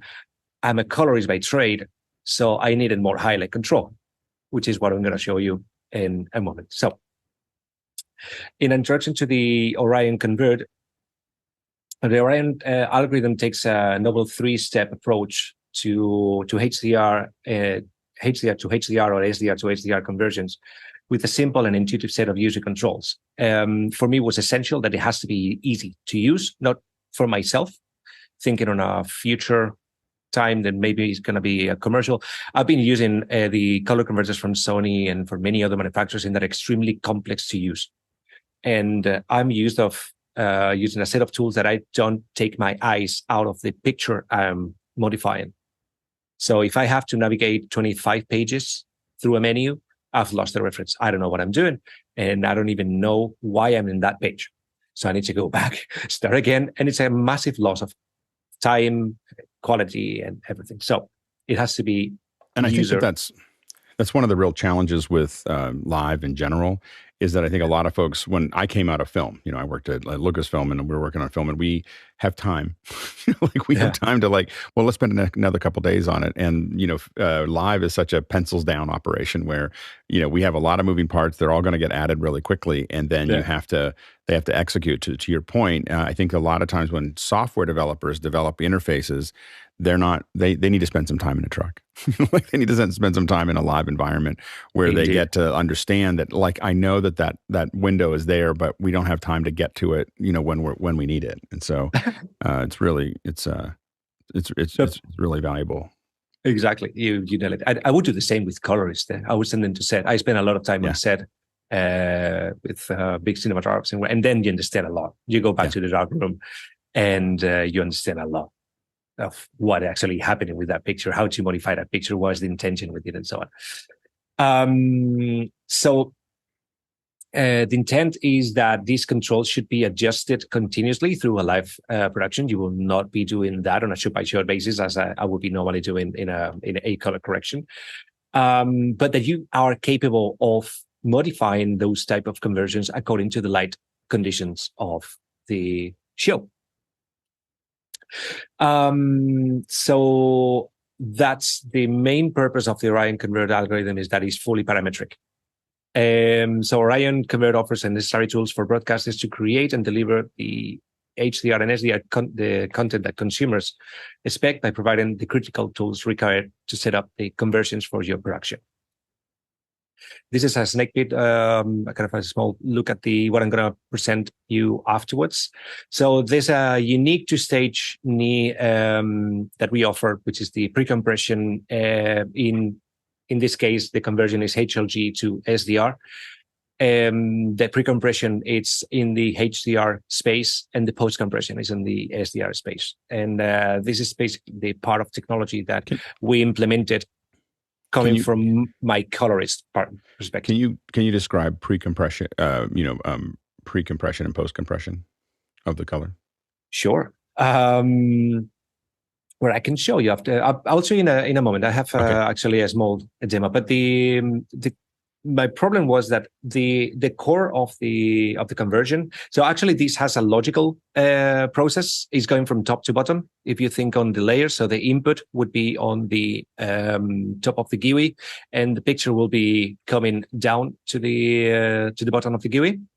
So the pre-compression will be accommodating the highlights before the ITU recommended maths. We're not reinventing the wheel. We're using ITU based mathematics. So all that block that you see conversion, that's all ITU standardized conversions. So by accommodating the highlights before the conversion, you can get a better conversion out of it. Now, are you still having something else converted, or are you basically, this is the way you're getting it into the SDR space in this tool from the HDR, or are you still, is that kind of your, with more nuanced tools before you hand it off to something that's a little bit more coarse? Depending on the direction of the conversion, it will be pre-compression or pre-expansion and post-expansion as well. So either you can compress the highlights or you can expand the highlights. And because of the way that it's been developed, this could act as a pseudo gamut mapping as well, because depending on where are you using the compression, you will be keeping more or less chrominance in your highlights, which is also very depending on the day. And I cannot imagine, you know what? I'm going to just pass onto the actual demo. Give me a second to come out of here. I'll take these. Now, is this generating a LUT from here, or is it? This tool is the one that we use to generate the LUTs. Right. Right now, it has evolved and is now a piece of software. It's going to be a plugin as well available in Premiere, Avid, Resolve, and it's an SDK, which is what you can see right now. This is my actual my screen, and if you can see also the waveform. By the way, thanks to EBU for this picture here. So what you can see those here, those pictures take a long time to put together. I've worked on a couple of those photos, and it's like people think, well, we just threw a bunch of stuff out there. That is like, for us at least, the ones that I've done for a company that I worked with that was doing HDR was like weeks of meetings and things and talking about, well, we need this and we need this. Oh yeah. We're gonna need some reflection and we need these colors and we need to have it, and it's a big deal. So it's a great, I will say, as someone who's built some of these, this is a great image. Yeah, I actually, my days at Sony and Pinewood Studios, I spent 5 years of my life just doing this, and then sitting with cinematographers and analyzing what they want, and then doing costume tests and so on. We have a really nice facility over there in Pinewood. Now, do they put a fan in here somewhere? Like, is there a video version of it? We always put fans. Oh no, but that's when you're doing high-speed tests and so on. Yeah, exactly. Exactly. Okay, so at the moment I have the NBC 3 settings. And what are we looking at? So we're looking at the SDR in the image. Is that this is the converted SDR already? Right. And what you can see also on the waveform in the bottom of it is the converted image as well. So especially if you look at the diamond, let me see. Yeah, if you look at the diamond shape, you will see how, depending on where I am doing and moving the compression, how that is actually losing chroma. Yeah. You see they're getting into the center of or just compressing that chroma. So by the combination of the two, you will decide. It's kind of a look part of it. Yeah. So there's people that likes the highlights a bit more desaturated. There's people that likes them a little bit more saturated. And what's the amount do there? So you have the knee. The knee, all of them are in logical terms of IRE values. Mm-hmm. So the knee point is IRE. So I am compressing from 80. Let me just come back here. So we gave the tool to Chris, and NBC is compressing in the input at 81.7% IRE HLG, and applying an amount. And that's where the knee is. That's the location of the knee. That's the location of the knee. The knee, it's not. We're calling it a knee for the sake of naming, but And just to make sure make sure that I understand what you're saying and that everyone else here understands the knee here, is that if you have this and you have your this is going up and then it's curving here, this is what I refer to as the knee. That is correct. That's the knee point. Yeah. Okay. And the amount, it's not actually just a straight line as would be traditionally on camera systems. It's a full roll off. Right. So it's doubled, actually. And so Pablo, the amount of... Go ahead, Chris. If I could just... an important point to make is that as Pablo mentioned before, it's a 2-stage knee, so that 81.7 is that pre-point, right? Yeah, that is correct. That's the pre-point. The output compression, we will be on the 82.8. Yeah. So the combination of the two is what actually ends up giving you that curve that normally when we are graceful curve in the knee. That is correct. You have a lot of precision on that knee. It's not a traditional broadcast knee. It's a cinematography or a more I hate the word cinematic, but people is very used with it. But as soon as you start saying cinematic, people are going to start asking you to shoot football with 23.98. Sorry. But don't get me there, because then we can start talking about these other bit of the look controls and so on. So going back to the slide deck and not trying to go very much out, we've added as well now the gamma compensation, which has been a big topic, especially Chris and people from BBC that have been in. There's been a probably one of the biggest complex conversations that the broadcast industry has had in the last 10-15 years. So how to, if you are converting for 100 and for 200 needs and so on. As we are agnostic, we've added now this gamma compensation tab, which will be adding the maths use in the UK for converting. So you can also do conversions that would be friendly, let's say, for that type of conversions. And as I mentioned before, now most of the neon compression that you showed there is that's dealing with the highlights. Is there anything that you're doing to address the shadow areas? That would go on to the look control that I can show you. I will show you in a bit. Okay. So all of these, it's implemented already in the Agile color box as a licensable tool. As Michael was mentioning before, all of these is floating point maths. There's no LUT behind it. It's all a per pixel calculation. There's no interpolations. So wow. So it's like every point on that's going in and out is being processed. It's not interpolating between the 33 points. So just for people listening there. So there's right now we have the 33 points so that we can move quickly is you've got, these 33 points that represent the color. And then we talked about it earlier, that interpolation between them. What you're talking about is you're just processing the raw color coming in and out with the transforms. That is correct. It's a full mathematical implementation, which because it's mathematically created, it can be mathematically inverted, which means that you have perfect round trip. Does that become difficult for to process live? No, AJ has done a fantastic job in implementing this in an FPGA. Right. Got it. And real time, no delay, and floating. I guess there's a certain level of there's a value to having it just be raw. In the sense that you're not calculating the interpolation, right? So you're not calculating between those points, and so you're filling that with raw data. Is the source really large? No, it must be dramatically larger than the 33 point, right? It is. You need a bit more of horsepower, let's say, on the processor, but a simple FPGA it's can handle it.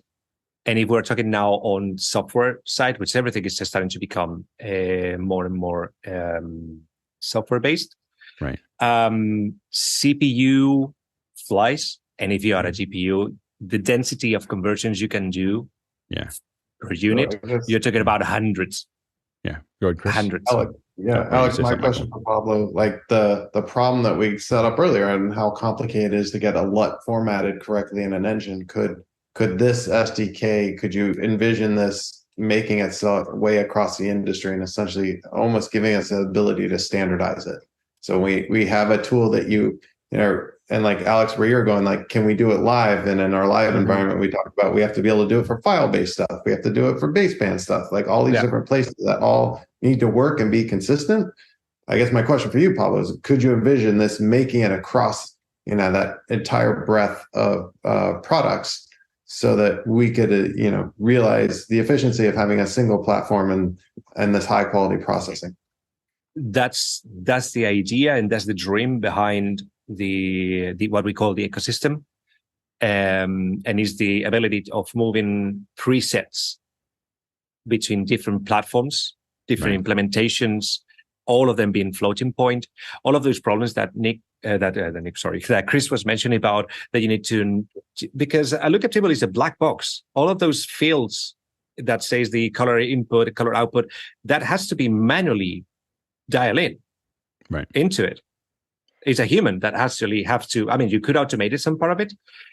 All of it is done by yourself in the Orion Convert when you tell, okay, I'm converting HLG to SDR. That goes on the VPIT of the SDI.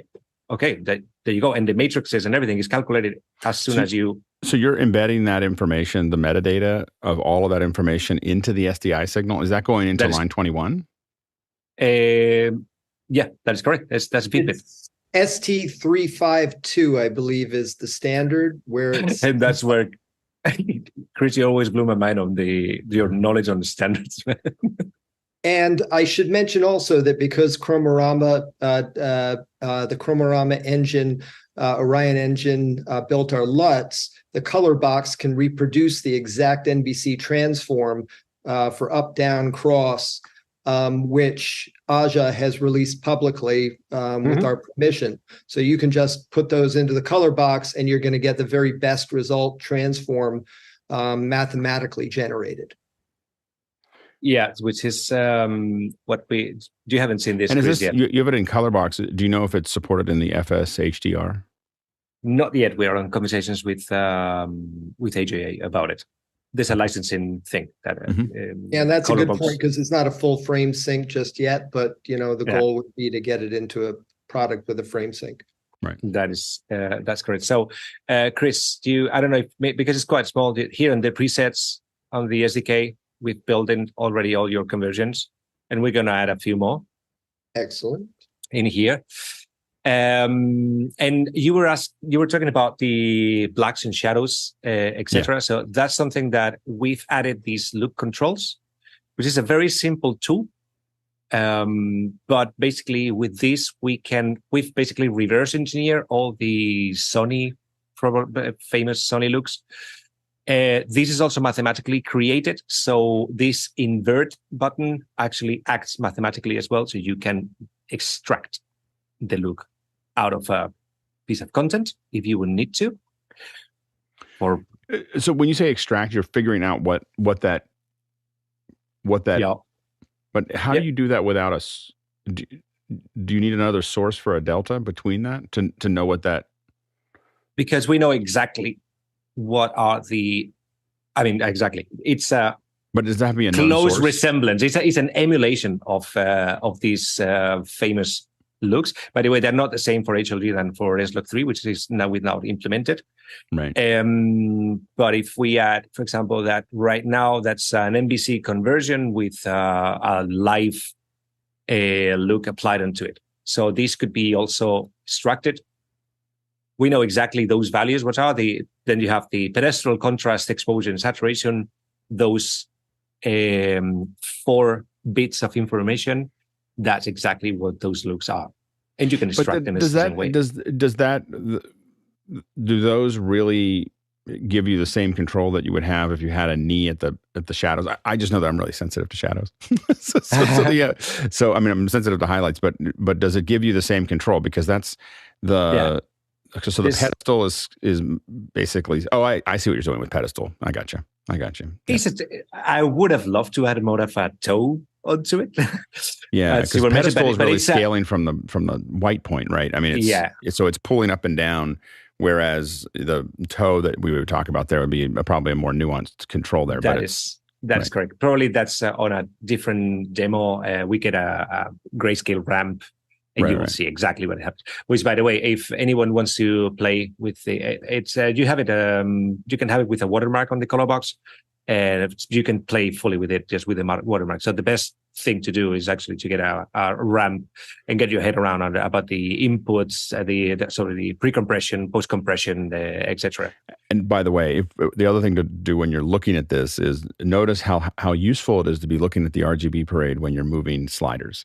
Whenever you want to figure out what something does, I mean, this is just a backup for some of folks that may not do HDR tomorrow. But a little lesson is there is nothing like having scopes open while you're moving sliders around, because then you can see if you see very quickly. I was able to very quickly understand what it was doing because I was looking at the scopes when he was moving the pedestal, and so that's something to just as a note for folks to watch. Yeah, and actually, it's funny you say that, Alex, because I think that everything about how we're working now, the scopes have come back. Like I felt like an SDI. They never left for me. Like they weren't exactly. I was going to say, when did they scopes anymore? And now all of a sudden, everybody's looking at scopes again, and it's like in so many environments, we're like, hey, where's that scope that took it out? I don't do a single show without that. I'm like, how can you? It's like flying a plane without instruments. And so sure, you can do that, but if you get into the clouds, it'd be really nice to know where you are, And so but I've been using, heavily relying on scopes for 20 years, and started off in hardware. I couldn't live without them. No, I mean, I light my green screens with them, and so it's anyway. So but they're the most valuable, and they're really valuable because you get to understand what's happening. Like you look at something, when you transform something, you can very quickly understand how your tools are actually working. Exactly. And my partner, she's a cinematographer, and when we color grade together and so on, she's always just, we're coming from complete different. She's like, stop looking at the scopes and look at the picture. That's what I need. It's like, okay, I can't. I always tell people like how to work with a light meter. I'm like, just grab the arm and strike it away. It away. Like just go in and then go back to your scopes and run it. Yeah. We've got a bunch of questions that are stacking up before we run out of time. Do you have anything else you want to show before we? Let me just go very quickly on. Credits. You've mentioned most of the things we've been doing. The parametric control we've shown already. This is something I would like to note: the limitations of LUT-based workflows. Because as I said before, a LUT is a black box that it expects a particular input and provides a particular output. But there's a lack of standardization on the terminology. Overall, in the whole color science or even signal processing world, the lack of standardization of terminology, it's a huge problem. Yeah. What is saturation in one tool is a completely different thing in other. And variations between the different hardware and software LUT implementations. They've been mentioned in the Adobe. They cannot support super wides. You need to tweak them in a certain way. You need to translate the lookup tables. It's a hassle. So it's not easy to know if a LUT is being applied as intended, or even if you're using the right LUT most of the times, because the file name of the LUT sometimes can be quite complex. And you mentioned that it's a text file. It should contain certain lines. It's not really metadata, but it's, polite information that when we create a LUT, we put over there in the heading, this LUT is doing this, and it's expecting this kind of signal, blah, blah, blah, blah. But that's for a human to open it and say, aha, this is the way it should be implemented, but not for a machine. Right. So Orion Convert knows what the input and the output are because you've interacted with it, and you tell them, I am converting this to this. This is that's my intention. So it can interpret the input appropriately and correctly and set the VPITs on the output automatically. The advanced highlight control is what I've shown you before, which, as I mentioned to you before, I cannot think of, how many times in the middle of a large football tournament I've wanted to change the LUT, but I can't because it's been distributed for worldwide, and we can't because the light has changed. It's an extremely sunny day, and this one was keeping in particular a lot of color in the highlights. So we had to push the shading to be more conservative with the exposure, which is something that goes against my principles of how do I like to expose a particular picture.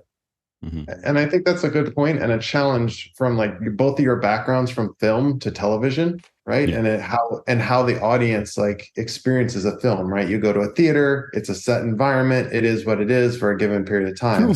Kind of. Right. Someone who works in theaters now, live to theaters, it's complicated. Yeah, and the challenge for television, right? Like, and we saw this, and I hate to bring up like the Calm Act and the stuff and the issues we had with audio, right? Like if we have to flow the video from our content into commercial, into the next show, back to content, and how the whole thing intermixes. Yeah. It's a different set of challenges than you in the film environment. Like you said earlier, like it's live, it happens, it's over. But it's also like you have to think more than just what your program is, but programmatically what your entire day looks like, essentially. Yeah, and we're actually working on a standard to try and balance out and achieve those goals when we're intermixing content. So think about, when you have to do a channel change as well. We want the graphic white level to be about the same and not jump all over the place like, audio might if you didn't have loudness controls. Yep. So we're working on a document so that, if you had those images side by side in post-production, you could actually see parity between them and be able to do an optimal comparison. Or if you had a control room with a multi-view, you can do the same thing. Absolutely, because it doesn't matter whether it doesn't matter if the truck comes out perfectly. It still has to go through an entire pipeline to get to the TV, and it has to interact with all these other chunks of content that that may or may not agree with the truck. so that's I totally get it. Exactly. Yeah, let's jump into the first question. First one in from Jonas Dottel from Stuttgart, Germany. How do you best convert your SDR graphics to HDR? Go ahead, Pablo. Okay, I've raised my hand on that one. Simply, you must use a type of conversion, what is called display light conversion, which intends to, like, you will be physically cutting with scissors your RGB screen, your sRGB screen, and place it within the HDR 2020 environment, but preserving all of those colors, nuances, and so on. That's roughly the definition of a display light conversion. Are you seeing anyone deliver any of the graphics content in HDR? There's been some, but but there's no need in my sincere opinion, for two main reasons. Most of the colors in nature are about the P3 gamut. So yeah, there's no really need, or you're not going to use much of the 2020 color side of it. It's like for extremely saturated. I mean, if you're doing lightsabers and things like this, maybe. But for graphics insertion, I don't think you don't need the color space itself. And because graphics are created in a very controlled environment, you can some take... are. We have really reflective surfaces. I think, Alex, to add to that, I think that on the graphics in HDR, what we've seen be really successful is actually AR graphics. And when we look at AR implementations, and I think some of the best examples we have of that right now is if you look at what NBC did at the Tokyo Olympics, we had our talent outside at the Hilton, and our AR vendor actually tracked where the sun was. And then off of the materials that they had, you got realistic glints because they were working in an HDR space and the entire production was HDR. So it really didn't make the HDR feel like it didn't belong. It felt like it was just part of the set because you saw the glints and everything else. Yeah. And I think I wanted to add on the standard graphics back to the question. Like, I think that's part of the key of this LUT package that, the NBC LUTs and how, Chromorama has empowered that is everything in SDR converts up to HDR, right how it started in SDR. And one of the things, so Coke Red or Twitter Blue or, pick that commercial brand or say home team color orange or whatever that is, comes up to HDR and goes back because you want all that consistency between all the different things in HDR space. But I think kind of where you're going, and I think Pablo's already done a little of this, is you have the opportunity to potentially play with a little bit of highlight expansion, just to give it a little bit of punch and a little bit of pop on the graphics, where it starts to not feel great necessarily with live video, but graphics, I think, is our opportunity to play with that. It's a simple thing, and I'll throw it to Chris after this.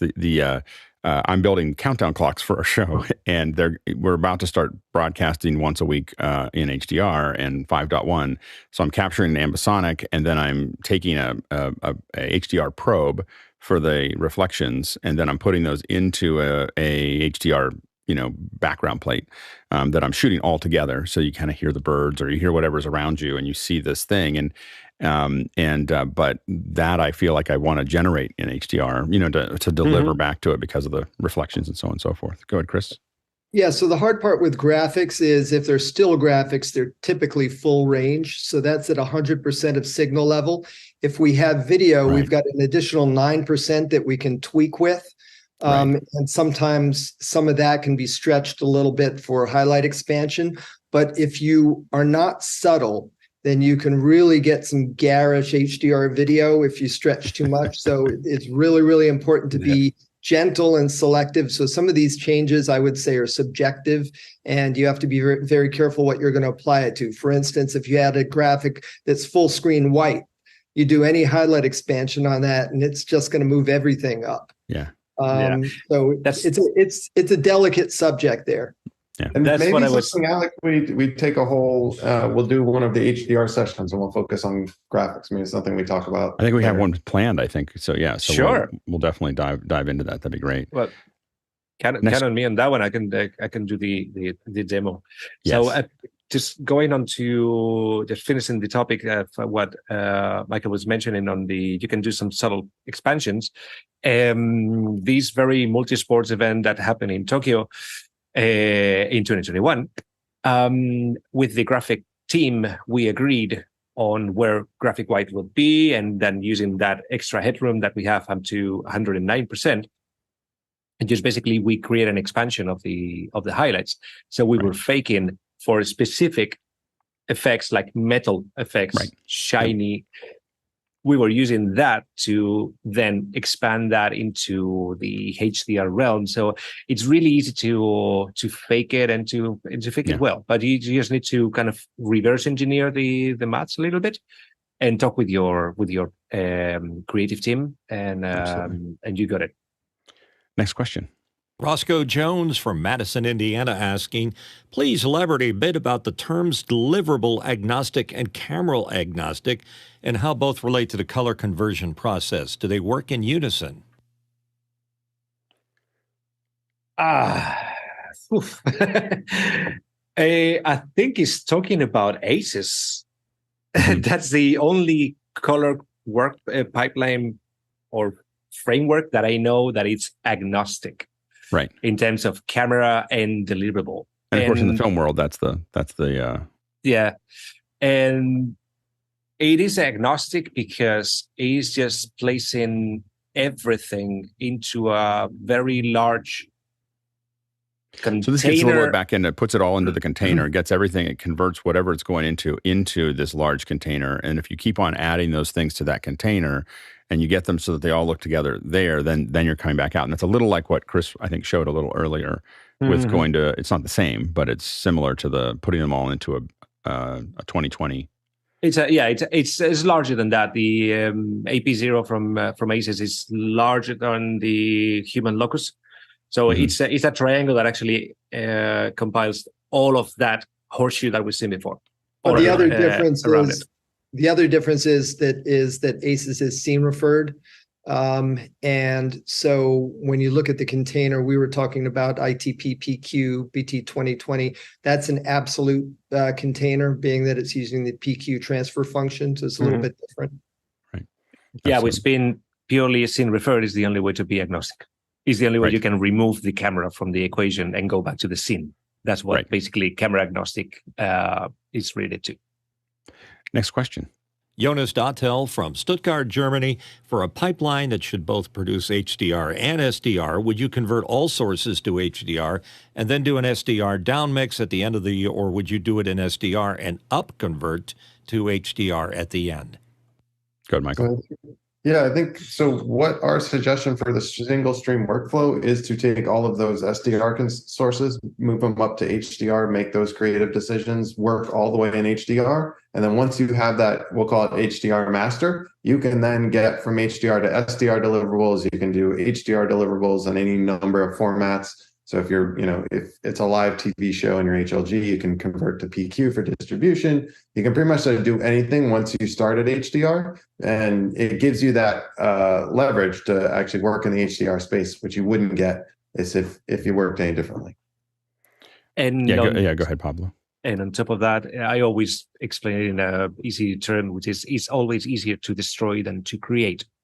So if you can keep as many sources in HDR, it will be easier to destroy that information because it's math. You're destroying information at the end of the day. So. You could say, could you also say you can make better creative decisions when you start with more data and work towards less, right?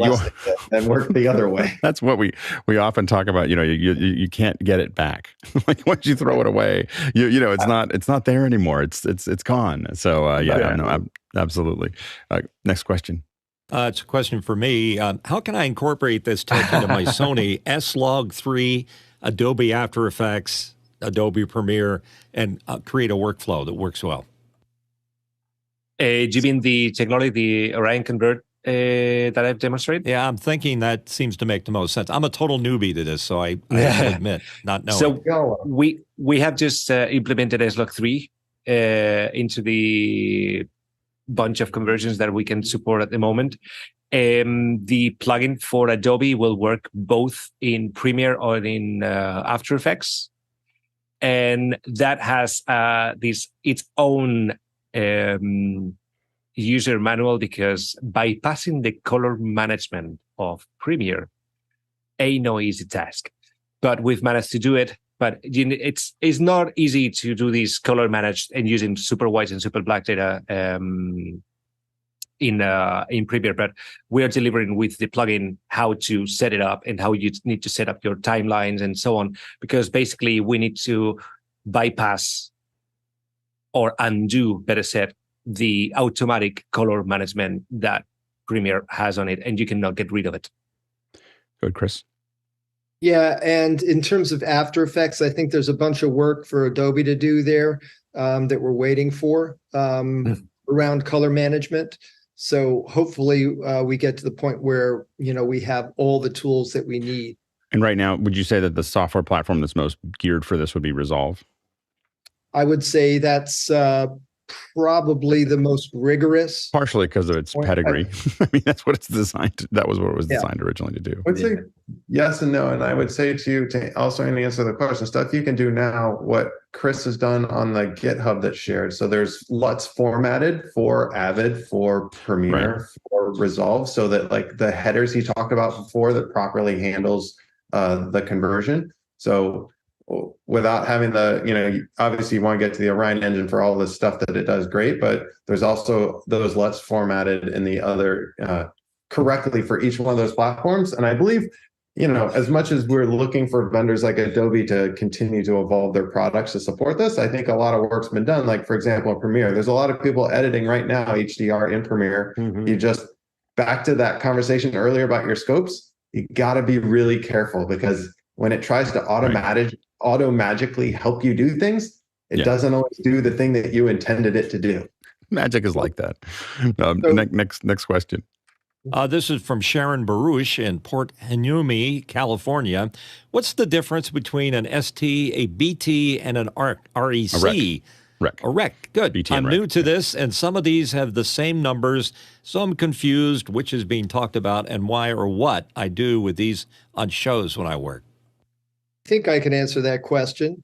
And the answer that, as I understand it, a REC and BT are the same thing.